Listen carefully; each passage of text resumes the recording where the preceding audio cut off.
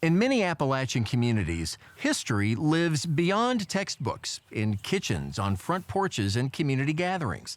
In eastern Kentucky, one woman led the charge for cultural preservation, earning the nickname Grandmother Moses of the Mountains.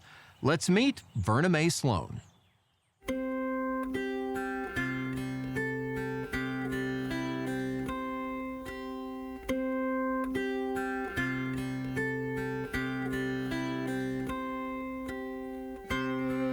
Born in Knott County in 1914, Verna Mae Sloan was raised by her father in a one-room log house.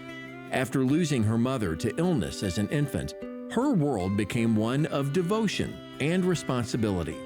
She left school in the 8th grade to care for her younger siblings while her father worked at the local post office. From these humble beginnings grew a story of resilience and love, one that would become a lasting memento of Appalachian culture. She grew up hard. She grew up in a simpler time.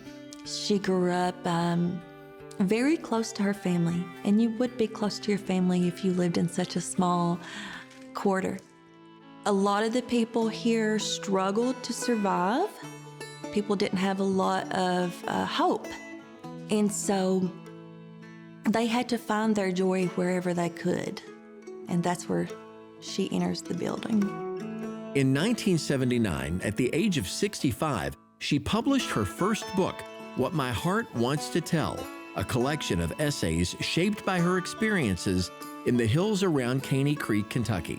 The book offered a deeply personal account of Appalachian life. A lot of it's just passed down memories of her father, of her sisters, of their parents, everything that she could tell to her kids and her grandkids, because she wanted to have that living narrative. I think she had great pride in being a great storyteller, which she was. And so when she originally made the book, she made 100 copies of that book. And one of them so happened to make its way out of Caney Creek. She wanted to just write a memoir of her dad to leave for actually her grandkids. Her life was around family, being proud of your family and where you came from, and that hard work never killed you. Because I didn't want them to read what has been written about us mountain people and believe that that was the way it really was, because it wasn't like that at all. They've just written so many lies and about us and told so many things that were not true. And so I thought I'd write this and write the history of my father's life and the way the folks really did live. And they didn't have very much money because they didn't need money. When a publisher heard an excerpt of her book being read on local radio, she became one of Appalachia's most widely read voices, putting out an additional 5 books. She quickly gained national attention for her portrayal of mountain life and was given the nickname the Grandmother Moses of the Mountains. Her books have been embraced by scholars and educators all over the world for their historical significance and contribution to Appalachian studies, and they are still being studied in universities today. For Verna, writing was an act of resistance, but also an act of love for her community. She was a rebel.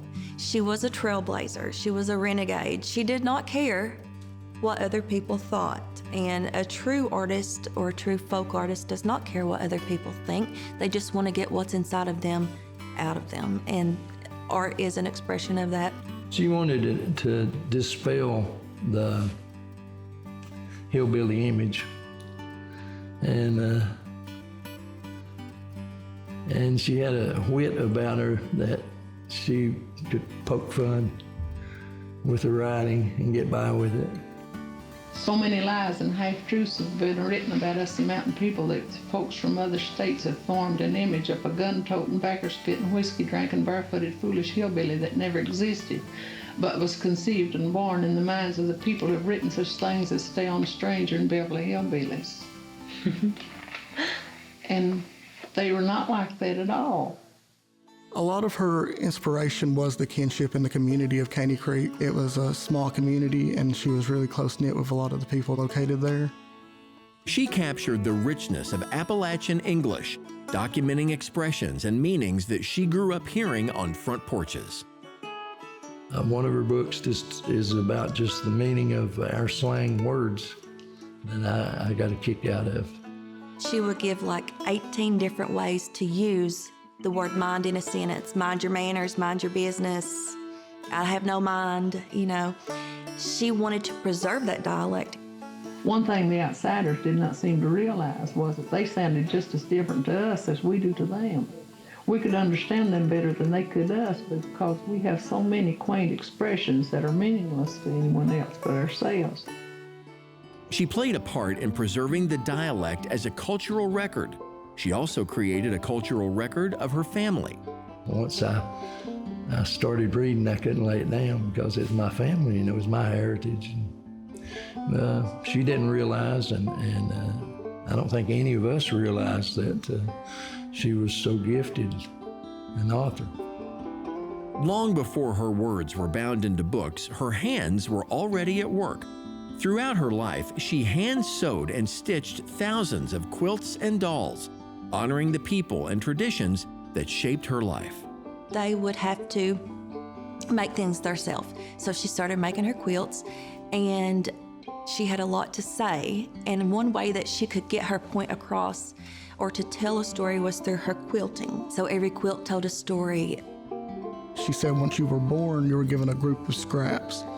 So those scraps you would piece together, and that's how she would make her quilts. Her deep belief in the arts and education were her tools for bringing joy to others. She wanted to be the one to bring the light. And she expressed that through her dolls, because she said that she would always put a smiley face on the dolls because she wanted kids to feel happy. She wanted people to feel happy when they saw them. Verna May believed that everyday lives were worth honoring. Her book, What My Heart Wants to Tell, put those lives on the page.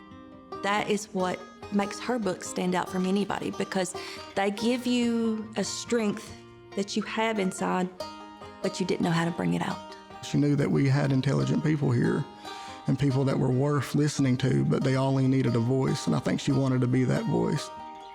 She instilled in us the fact that we were as good as anybody, but better than nobody.